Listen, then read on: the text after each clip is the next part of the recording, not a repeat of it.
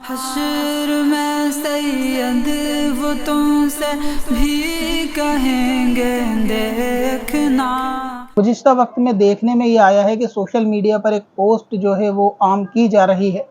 اور اس کے اندر اعلیٰ حضرت امام احمد رضا خان ہندی بریلوی رحمۃ اللہ تعالیٰ علیہ کے فتاوی رضویہ کے حوالے سے چند ریفرنسز لکھے ہوئے ہیں، اور اس کے اندر یہ بیان کرنے کی کوشش کی گئی ہے کہ جو سنی حضرات دیوبندیوں کی طرف یہ نسبت کرتے ہیں کہ آپ کے علماء نے کوا کھانا حلال لکھا ہے، لہٰذا فتاوی رضویہ میں بھی ہے کہ کوا کھانا حلال ہے، تو اس لیے ان پہ یہ الزام لگانا دیوبندی حضرات پہ بیکار ہے کہ سب سے پہلے آپ اعلیٰ حضرت کو دیکھیں کہ انہوں نے کوا کھانا حلال لکھا ہے، اور اس فہرست کے اندر نہ کہ صرف کوا بلکہ کوا، الو اور دیگر بہت سارے پرندے لکھے ہوئے ہیں کہ فتاوی رضویہ میں ان کو کھانے کے لیے اعلیٰ حضرت نے حلال لکھا ہے، لہٰذا یہ الزامی جواب ان کی طرف سے دیا جا رہا ہے، اور بعض دیوبند کے مولانا کہلانے والے یوٹیوبرز نے اس کے خلاف ویڈیو بنانا بھی شروع کر دیا فتاوی رضویہ کے خلاف کہ اعلیٰ حضرت نے اس کو حلال لکھا، اور ایسی کئی پوسٹ آپ نے دیکھی ہوں گی جس کے اندر وہ لوگ اور کچھ انفلوئنسر اور یوٹیوبر اور سوشل میڈیا انسٹاگرام کے اوپر لوگ اس طریقے کی ویڈیو کے اوپر رپلائی کر رہے ہیں کہ کوا کھانا صرف دیوبندی نہیں بلکہ بریلوی حضرات کے وہاں بھی جائز ہے۔ اس مسئلے کو سمجھنے کے لیے سب سے پہلے آپ کو عرف عام میں بولے جانے والے الفاظ کی مثال کو سمجھنا ہوگا کہ جب ہم کسی ایسی چیز کا ذکر کرتے ہیں کہ جس کی دوسری بھی قسمیں پائی جاتی ہیں، لیکن اگر ہم کو بولنے میں کوئی خاص قسم مقصود ہے تو ہم کو اس کی اسپیشل قسم کو بولنا ہوگا اس کی علامتوں کے ساتھ، لیکن اگر ہمارے عرف میں بولے جانے والی چیز کوئی ایسی جنرل اور کامن اور عام ہے، اور اگر ہم اس کو بولیں گے تو اس سے مراد ہمیشہ وہ عام چیز لی جائے گی جو ہمارے عرف میں، زمانے میں، شہر قصبے گاؤں میں مشہور ہے۔ اس کو آسان سمجھنے کے لیے آپ ایک مثال کو سمجھ لیں، اس کے بعد آپ کو یہ مسئلہ بالکل واضح سمجھ میں آئے گا اور آپ کو سمجھنے میں آسانی ہو جائے گی۔ اس کو اس طرح سمجھے کہ اگر کوئی شخص کہے کہ مجھے روٹی کھانی ہے تو اس کو ہمیشہ وہی روٹی دی جائے گی جو شہر قصبے میں عام روٹی ہے، یعنی اگر کوئی کہ مجھے روٹی کھانے کا دل ہے تو اس کو گیہوں کی بنی ہوئی روٹی دی جائے گی۔ اب اگر وہ شخص یہ کہتا ہے کہ میری مراد جو کی روٹی تھی یا باجرے کی روٹی تھی، تو یہ روٹی کی قسموں میں وہ قسم ہوگی کہ جو عام اور مشہور نہیں ہے، یعنی عام طور سے لوگ جو کی، باجرے کی روٹی نہیں کھاتے، عام طور سے لوگ گیہوں کی روٹی کھاتے ہیں، تو گیہوں کی روٹی یہ بالکل عام ہے اور باقی روٹیاں بالکل خاص ہیں۔ تو اب جب بھی کوئی شخص کہے گا کہ مجھے روٹی کھانی ہے تو سب سے پہلے اس کے کہنے کو جو قیاس کیا جائے گا وہ عام کے اوپر قیاس کیا جائے گا، اس کو گیہوں کی روٹی ہی کھانے میں دی جائے گی۔ لیکن اگر کسی کو یہ کہنا ہے کہ مجھے کوئی خاص روٹی کھانی ہے تو اس کو فقط اتنا کہنے سے کہ مجھے روٹی کھانی ہے کام نہیں چلے گا، اس کو بتانا ہوگا کہ میری مراد باجرے کی روٹی ہے یا مجھے جو کی روٹی یا چاول کی روٹی کھانی ہے۔ دوسری اس کی مثال آپ اس طرح سے سمجھ لیں کہ اگر کوئی شخص یہ کہے کہ مجھے وہ روٹی کھانی ہے جو آپ کے شہر میں عام روٹی ہے، لوگ کھاتے ہیں، مجھے وہ کھانی ہے، تو اس سے مراد بھی ہمیشہ عام روٹی ہی لی جائے گی، وہ گیہوں کی روٹی کہ جو عام طور پہ لوگ کھاتے ہیں، کیونکہ سوال کرنے والے نے یہ صاف کر دیا کہ اسے روٹی کھانی ہے، اور جب اس سے پوچھا جائے کون سی روٹی اور وہ بدلے میں کہے کہ وہی روٹی جو جنرلی روٹی جس کو لوگ کہتے ہیں مجھے وہی دے دو، وہ میں کھا لوں گا، تو اس سے مراد ہمیشہ گیہوں کی روٹی ہوگی۔ اب وہ یہ شخص نہیں کہہ سکتا کہ میں نے جو ہے نا جو کی روٹی مانگنی ہے یا میرے کو چاول کی روٹی مانگنی ہے، الا یہ کہ کہیں پہ اسپیشلی طور سے اور کسی اناج کی روٹی کو عام روٹی سمجھا جاتا ہو۔ تو ان چیزوں سے آپ کو یہ واضح ہوا ہوگا کہ کسی بھی چیز کی اگر اسپیشل آپ کو کوئی قسم طلب کرنی ہے تو آپ کو وہ بتانا ہوگا، اگر نہیں تو سب سے پہلے تو اس کو عرف عام میں چیز سمجھی وہی جائے گی جو مشہور ہے۔ دوسری یہ ہے کہ آپ نے اگر خود ہی اس چیز کو کہہ دیا کہ جو مشہور ہے وہی مجھے کھانی ہے، تو پھر اب اس میں شک شبہ ختم ہو جاتا ہے کہ آپ وہی روٹی مانگ رہے ہو جو ہمارے سماج میں روٹی سمجھی جاتی ہے۔ اب سب سے پہلے آپ یہ دیکھیے فتاوی رضویہ شریف کے اندر اعلیٰ حضرت امام احمد رضا سے کوے کھانے کے تعلق سے جو سوال ہوا، اعلیٰ حضرت نے اس کے جواب میں ایک لفظ میں فقط یہ نہیں لکھا کہ کوا کھانا حلال ہے، بلکہ اعلیٰ حضرت امام احمد رضا نے فتاوی رضویہ کی جلد نمبر 20 کے اندر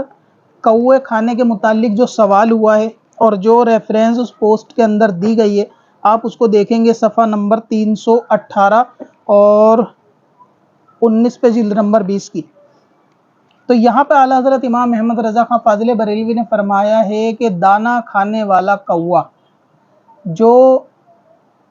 नजासत खाने से दूर रहता हो और जिसको खेती वाला कौवा कहा जाता है, और खेती वाला कौवा और उसकी अलामत भी बताई कि छोटा सियाह रंग का होता है और वो बिला इत्तेफाक जायज़ है।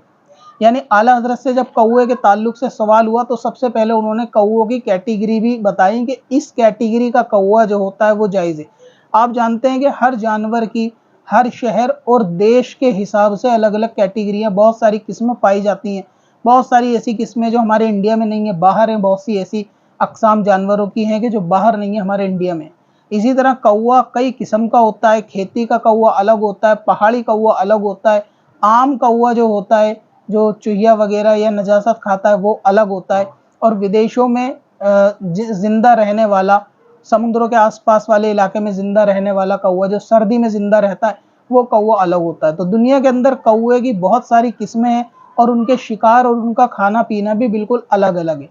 तो इससे ये चीज़ तो मालूम हुई कि जब कौवे के बारे में सवाल होगा, अब क्योंकि इंडिया में सवाल है, हिंदुस्तान में सवाल है, तो हम इंडिया की अक़साम में से ही जवाब देंगे। विदेशी कौवे के बारे में जवाब देने का मतलब ही नहीं, क्योंकि सवाल करने वाला यहाँ के बारे में सवाल कर रहा है। तो आला हज़रत ने यहाँ के कौवे की जो किस्में बताएं उसके अंदर पहाड़ी किस्म का कौवे को बताया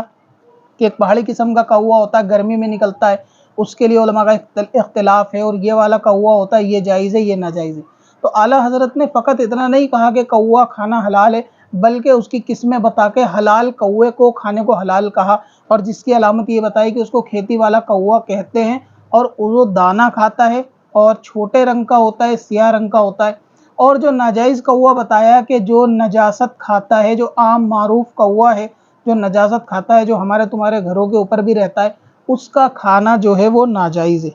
अब ये जो लोग कह रहे हैं आला हज़रत ने कौवे खाने को हलाल लिखा है, तो इसके अंदर तो इस कौवे को, जिस कौवे की जिक्र आप कर रहे हैं, उसको आला हज़रत ने हराम लिखा है। तो ये एक झूठ है। जिस तरह उल्लू खाने के बारे में झूठ बोला गया था कि आला हज़रत ने उल्लू खाना हलाल लिखा है, जबकि उल्लू खाना भी हलाल नहीं लिखा। अब सवाल ये है, क्या देवबंद के उलमा से भी इसी तरीके का सवाल किया गया? क्या उनका जवाब भी इसी तरह कैटेगराइज था कि कौन सा कौवा हलाल है, कौन सा कौवा हराम है? तो इसका जवाब ये है कि ऐसा नहीं था, बल्कि सवाल करने वाले ने अपने सवाल के अंदर ये लिखा था कि जो ज़ाके मारूफा है, यानी ऐसा कौवा कि जो मशहूर है हमारे वहाँ कौवा, उसको खाने का क्या हुक्म है? उलमा देवबंद ने उसको खाने को जायज़ लिखा है। यानी ये कितना सवाल से ही वाज़े हो गया कि एक शख्स पूछता है कौवा खाना हलाल है, तो एक शख्स उसके जवाब में तफसील बताता है कि ये इतनी इतनी किस्म के कौवे हैं, ये वाला हलाल है, बाकी नाजायज़ है या बाकी हराम है। और एक शख्स सवाल करने वाले से कहता है कि वो कौवा जो हमारे वहाँ कौवा समझा जाता है, जो मशहूर है, यानी उसने सवाल के अंदर ये मेंशन कर दिया कि जो मशहूर कौवा है हमारे उर्फ़ आम में, उसको खाने क्या हुक्म है। जैसा कि मैंने आपको रोटी की मिसाल से समझाया कि जो रोटी मशहूर है वो हमेशा गेहूँ की रोटी मुराद ली जाएगी। तो ऐसे कौवे को भी उलमा देवबंद ने हलाल लिखा है। तो आला हज़रत के जवाब में और रशीद अहमद गंगोई साहब के जवाब में ज़मीन आसमान का फ़र्क है, और दोनों के सवाल के अंदर भी फ़र्क है। दूसरी बात यह है कि ना कि सिर्फ उलमा देवबंद ने इसको जायज़ लिखा, बल्कि इसके खाने पर सवाब भी लिखा है। जैसा कि उसी फतावा रशीदिया के अंदर सवाल करने वाले ने, गालिबन ये मेरे पे मर्ज है जिल्द पहली और दूसरी, सवाल करने वाले ने ये लिखा कि हिंदुस्तान के अंदर कौवा, इसका स्क्रीनशॉट भी स्क्रीन पे आपको मैं लगा दूंगा, कि जिस जगह ज़ागे मारूफा को अक्सर हराम जानते हों, यानी ऐसी जगह कि जहाँ पर कौवे खाने को लोग हराम जानते हों। और कौन सा कौवा? वही जो काला कौवा मशहूर होता है, मारूफ कौवा, उसको खाने को हराम जानते हों और खाने वाले को भी लोग बुरा समझते हों। तो ऐसी जगह पर अगर कोई कौवा खाए तो उसको कुछ सवाब होगा या ना सवाब होगा ना अजाब होगा। यानी ऐसी जगह पे कौवा खाया जाए कि जहाँ कौवा खाने को, और कौवा भी वो जो मशहूर कौवा है, उसको खाने को लोग हराम समझते हैं, और बंदा कोई वहाँ पे खा ले और उसको खाने वाले को बुरा भी जानेंगे कि यार ये कौवा खा रहा है, तो उस खाने वाले पे क्या हुक्म है? तो आपके उलमा ने लिखा है कि इसको सवाब होगा। तो किसी चीज़ का जायज़ होना और किसी चीज़ पे सवाब होना, ये ज़मीन आसमान का फ़र्क है। और ये सवाब होना, उलमा देवबंद के गले में एक ऐसी हड्डी है जो सुबह क़यामत तक ना निगली जाएगी ना उगली जाएगी। इसके पीछे वजह यह है कि आपने सुना होगा, Pakistani comedian Masood marriage bureau की तरफ से अक्सर ये कहा जाता है کہ اس مسئلے کے اوپر ثواب صحابہ اکرام سے ثابت نہیں ہے لہٰذا نہیں کر سکتے، یہ بدعت ہے۔ قرآن خوانی اجماعی طور سے صحابہ اکرام سے ثابت نہیں ہے کیونکہ یہ ثواب کا کام ہے، ثواب کے لیے ثبوت چاہیے ہوتا ہے، لہٰذا یہ ناجائز ہے۔ اب سوال یہ ہے کہ جو یہ رشید احمد صاحب نے لکھا ہے کہ کوے کھانا جائز نہیں بلکہ ثواب ہوگا، تو یہ ثواب کس صحابہ سے ثابت ہے؟ آپ اس ثواب کو کیسے ڈیفائن کرو گے کہ صحابہ اکرام سے ہی تو ثواب ثابت ہوتا ہے؟ وہ کام کہ جس کو لوگ ثواب سمجھ کے کریں وہ تو صحابہ سے ثابت، اس کا ثبوت ہونا چاہیے۔ تو کوے کھانا کون سے صحابہ سے ثابت ہے؟ یہ وہ لوگ بتائیں گے جو اعلیٰ حضرت کے اوپر ویڈیو بنا رہے ہیں کہ کوے کھانے کو حلال لکھا ہے جبکہ انہوں نے حرام لکھا ہے، تو وہ اس ثواب کو ثابت کریں گے کہ اس ثواب کا ثبوت کن اصحاب سے ہے، کون سے صحابہ نے کوے کھائے۔ کیونکہ اکثر جب بھی سنی کوئی کام کرتے ہیں اور وہ کہتے ہیں اس کام کو کرو اس پہ ثواب ہوگا، جیسے قرآن خوانی کرا لی اس پہ ثواب ہوگا، تو کہتے ہیں ثواب نہیں، آپ اس کو رسم بولو، دنیا کی رسم ہے، یہ ثواب نہیں، ثواب تو وہ ہوگا جس کا ثبوت صحابہ سے ہوتا ہے۔ تو اب کوے کھانے پہ جو ثواب ہے اس کا ثبوت صحابہ سے ہے، اس کا جواب ان کے پاس نہیں ہوگا، اور اس کے ثواب پر جو یہ دلیل لائیں گے کہ جو کام غلط سمجھا جاتا ہے اس کو دین کو نکھارنے کے لیے ثواب، تو ایسے بہت سارے ثواب دیوبند کے اندر موجود ہیں کہ جن کا ثبوت صحابہ سے نہیں ملتا لیکن ان کے وہاں پھر بھی ثواب ہے۔ لیکن آپ کرو گے تو آپ کے وہاں وہ ناجائز اور بدعت ہو جائے گا۔ آپ ان سے پوچھیں گے 40 دن میں جانے میں فائدہ تھوڑی نہ ہے، تو یہ کہیں گے اللہ کی راہ ثواب ہے، لیکن 40 دن کا دن مقرر کر کے جانا یہ تو کسی صحابہ سے ثابت نہیں کہ کوئی 40 دن ٹائم مقرر کر کے جائے۔ ان کا کہنا ہے قرآن پاک آپ الگ الگ اپنے اپنے گھروں میں پڑھو تو اس کو مردے کو اصالہ ثواب کر دو، لیکن سب ایک ساتھ مل کے مت پڑھو، یعنی وہی قرآن پاک سب ایک گھر میں آ کے پڑھیں گے تو وہ حرام بدعت ناجائز ہو جائے گا، اپنے اپنے گھروں میں پڑھیں گے تو جائز ہو جائے گا۔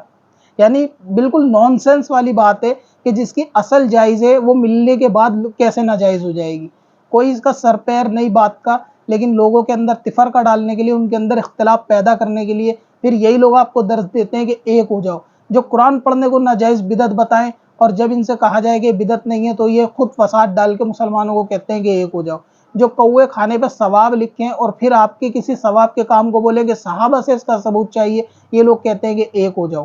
اب اگر کوا کھانا اعلیٰ حضرت نے مثال کے طور پہ حلال لکھ بھی دیا تو وہ صرف حلال ہے، کھانا نہ کھانا بندے کی مرضی ہو سکتا ہے۔ مثال کے طور پر مجھے کوئی چیز ایسی ہے حلال ہے، مجھے پسند نہیں، میں نہیں کھاتا زندگی بھر، تو یہ میرا ذاتی مسئلہ ہے۔ اسی طرح بہت سارے کھانوں میں علماء کا اختلاف ہے، جیسے کہ جھینگا مچھلی میں کہ بہت سارے علماء اس کو جائز کہتے ہیں، لیکن جائز کا مطلب یہ نہیں کہ اس کو لازمی طور سے کھایا ہی جائے۔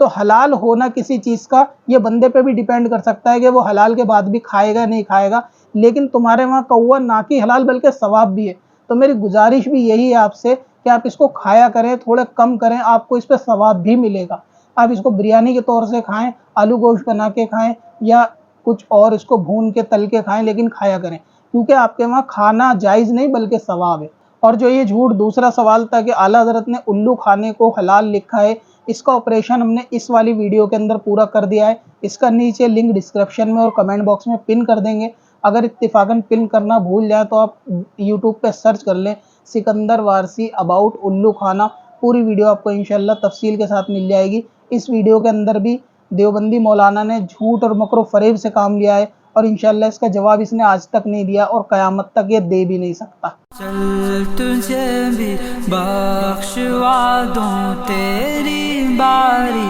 آ گئی۔